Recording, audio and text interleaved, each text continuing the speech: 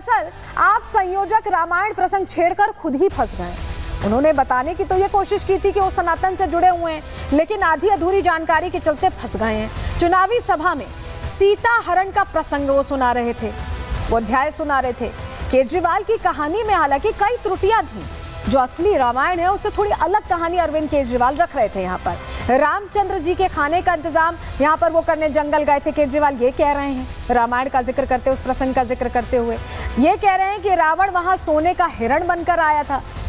सीता हरण जो पूरा कांड है उसका जिक्र दरअसल कर रहे थे। सीता जी ने लक्ष्मण से कहा कि हिरण चाहिए। अरविंद केजरीवाल अलग ही रामायण पढ़ रहे हैं। केजरीवाल के इस ज्ञान पर अब राजनीति शुरू हो गई है, क्योंकि ये रामायण में तो नहीं लिखा है कम से कम, और इसी को लेकर अब प्रश्न भारतीय जनता पार्टी भी पूछ रही है। हालांकि अरविंद केजरीवाल जब ये बात बता रहे थे तो बहुत एक तरह से इस रंग में बता रहे थे कि जैसे उन्होंने रामायण पता नहीं कितनी बार पढ़ी है, लेकिन जो उन्होंने बताया वो कितना हैरान करता है। और रामायण जो हमारे पुरखे पुरनिया पढ़ते आ रहे हैं, जो हम भी पढ़ते आ रहे हैं, उससे कितनी अलग उनकी कहानी थी, जरा सुनिए। तो एक दिन रामचंद्र जी खाने का इंतजाम करने जंगल में गए।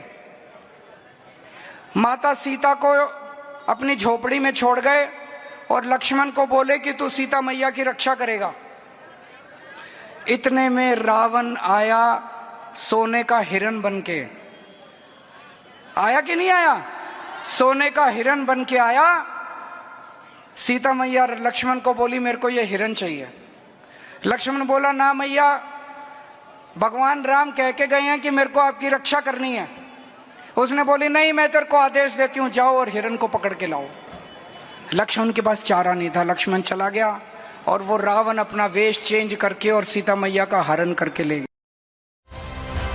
सुना आपने, प्रसंग का जिक्र तो ऐसे कर रहे हैं जैसे उन्होंने पता नहीं कितनी जानकारी हासिल कर ली हो, लेकिन अब जरा असली जानकारी हम आम आदमी पार्टी को भी दे देते हैं और अरविंद केजरीवाल को भी दे देते हैं, क्योंकि आरण्य कांड का वो जिक्र कर रहे थे और दरअसल उन्होंने क्या कहा और रामायण में क्या लिखा है, जरा वो अब आपको बता रहे हैं। केजरीवाल जी ने कहा कि राम जी खाने की खोज में गए थे, जंगल गए थे, लेकिन आरण्य कांड में क्या लिखा हुआ है?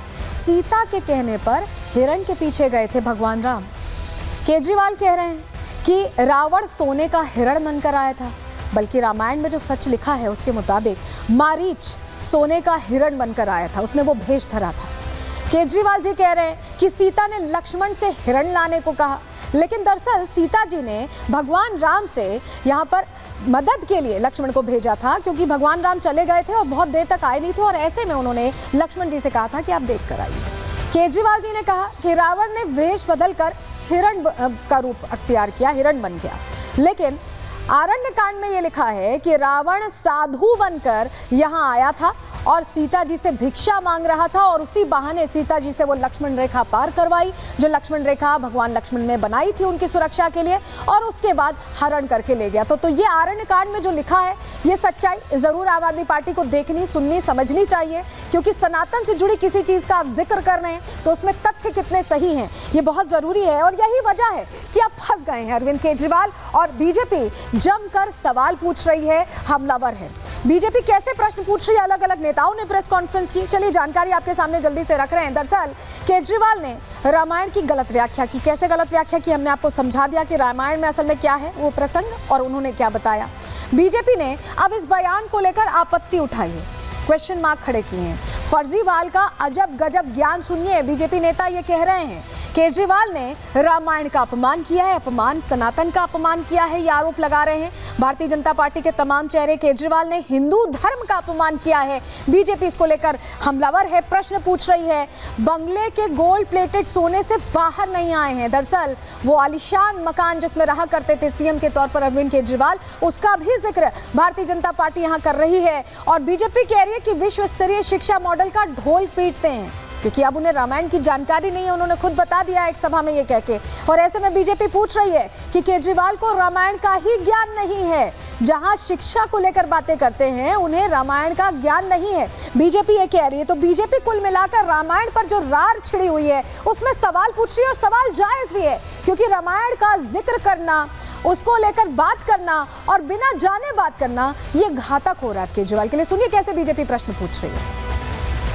अरविंद केजरीवाल ने जो रामायण सुनाई है ये तो शायद किसी ने नहीं सुनी होगी। मुझे लगता है कि सोने में ही मन अटका हुआ है। सोने की टॉयलेट सीट, सोना सोना, शीश महल, ये वही लोग हैं जिन्होंने बोला था कि राम मंदिर बनाने के बदले वहां पर कोई हॉस्पिटल, यूनिवर्सिटी बना दो। मनीष सिसोदिया ने बोला था। पता है कि पूरे इंडी अलायंस में ही ये चरित्र है हिंदू अपमान करने का, चाहे वो समाजवादी पार्टी हो, चाहे वो कांग्रेस हो, चाहे वो डीएमके सनातन समाप्त हो या आम आदमी पार्टी। जो उपवास भारतीय जनता पार्टी के लोग कर रहे हैं, इससे ये बात साबित हो गया कि बीजेपी दरअसल रावण की वंशज है। बीजेपी रावण को अपना कुल देवता मानती है। रावण के अपमान पे उपवास कर रहे हैं ये। तो इसलिए अब मैं दिल्ली के लोगों से कहना चाहता हूं, इनसे बच के रहिए। ये राक्षस कुल के लोग हैं, ये आपका भक्षण भी कर सकते हैं, इनसे सावधान रहिए। तो आम आदमी पार्टी के लिए दौर बहुत मुश्किल हो गया, क्योंकि चुनावी माहौल है और इसमें भगवान राम से जुड़े प्रसंग का जिक्र करना और उसमें गलत जिक्र कर देना। तो संजय सिंह कैसे कवर अप कर रहे हैं? आपने सुना, वो कह रहे हैं कि रावण की वंशज है क्योंकि रावण का अपमान हुआ है। भगवान राम से अटेंशन हटाकर वो रावण पर ले जाना चाहते हैं, इस तरह की उनकी कोशिश है। इस पर मनोज तिवारी भी चुटकी ले रहे हैं, कह रहे हैं कि चुनावी हिंदू हैं अरविंद केजरीवाल। सुनिए जरा। रामायण का जिक्र करते हुए अरविंद केजरीवाल ने कहा कि रावण ने जो है वो हिरण का रूप धारण किया था। इसे कैसे देख? जो कभी नहीं रामायण पढ़ा वो भी कथा सुन के बता देगा कि मारीच आया था सोने का मृग बन के और राम जी का संकट जान के सीता जी ने लक्ष्मण को भेजा। ये दोनों बातें अगर अरविंद केजरीवाल कह रहे हैं तो ये माँ सरस्वती की कृपा है कि माता शारदे ने बता दिया है कि अरविंद केजरीवाल से बड़ा पाखंडी और एंटी सनातनी, एंटी हिंदू नहीं है। दिल्ली वालों सावधान। आखिरी सवाल सर, संजय सिंह कह रहे हैं कि कुल देवता जो है वो अब बीजेपी के कुल देवता रावण बन गए हैं, आदर्श मानने लग गए हैं। ये जाके मनीष सिसोदिया से बात करें, जाके अरविंद केजरीवाल से बात करें। ये संजय सिंह तो अपने को कह दिए हैं कि अरविंद केजरीवाल ने हमको दोगला कहा तो हम दोगला ही हैं। अब ऐसे लोगों को जो कि दोगले सुनने के बाद भी नहीं अपने नेता से बात करते हैं, उनकी सवाल का हम क्या जवाब? आपको याद होगा जब राम मंदिर की प्राण प्रतिष्ठा हो रही थी तो यही अरविंद केजरीवाल थे, इंडी गठबंधन का हिस्सा थे, उन्होंने दूरी बना ली। अब चुनाव आया तो राम की बात भी होने लगी, राम के प्रसंग का भी जिक्र होने लगा और कुछ इस तरह से प्रसंग का जिक्र हुआ जहां ये भी समझ में आ गया कि पूरी जानकारी नहीं है। ऐसे में अब ये राजनीतिक हानि पहुंचा सकता है चुनावों में आम आदमी पार्टी को, और यही वजह है कि बीजेपी लगातार टारगेट भी कर रही। रिपोर्ट देखिए।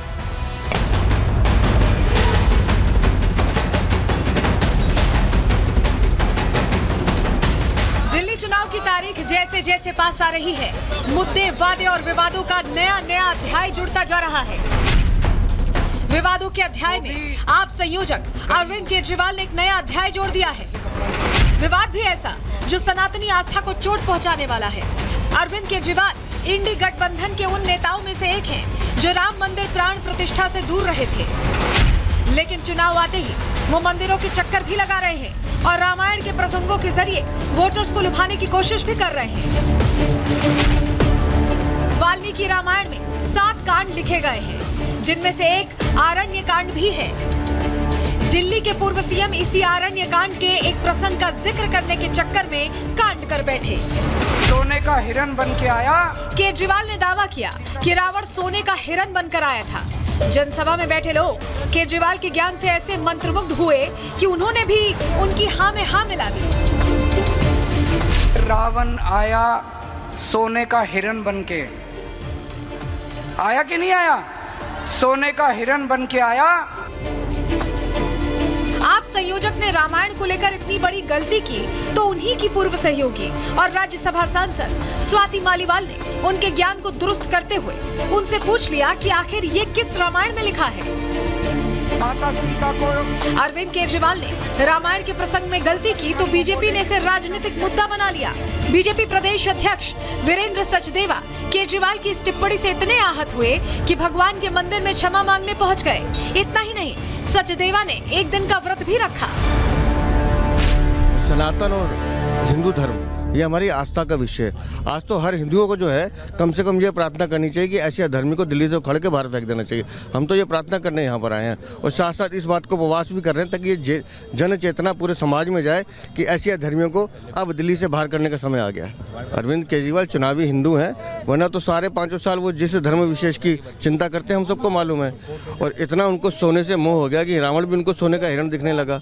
शीश महल में जिस सोने का उन्होंने आडंबर रचा है, आज तक उस सोने से बाहर नहीं आ रहे। इस बार के चुनाव में अरविंद केजरीवाल का सॉफ्ट हिंदुत्व साफ नजर आ रहा है। पहले उन्होंने पुजारियों के लिए वेतन की घोषणा की, तो घोषणा के अगले दिन ही खुद पुजारियों का रजिस्ट्रेशन करने निकल पड़े। ऐसे में बीजेपी अरविंद केजरीवाल को चुनावी हिंदू करार दे रही है। कुछ लोग चुनावी हिंदू होते हैं, एक्सीडेंटल हिंदू होने का काम भी करते हैं और शायद उनको ये भी नहीं पता कि सोने का हिरण बनके रावण नहीं राक्षस मारीच आए। इनकी अपनी भी शिक्षा और ज्ञान अधूरा है और दिल्ली के बच्चों को भी ना पाठशाला दी मधुशाला दी। श्री राम जन्मभूमि पर प्राण प्रतिष्ठा का कार्यक्रम का घोर विरोध और बायकॉट करने वाले बगुला भगत बने अरविंद केजरीवाल को हार के डर से ही भगवान श्री राम याद तो आए।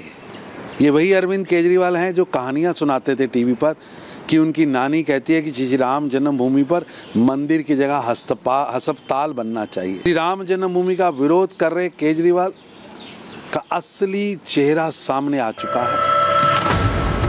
अरविंद केजरीवाल अकेले ऐसे नेता नहीं हैं जिन्हें चुनाव आते ही राम और हिंदुओं की याद आई।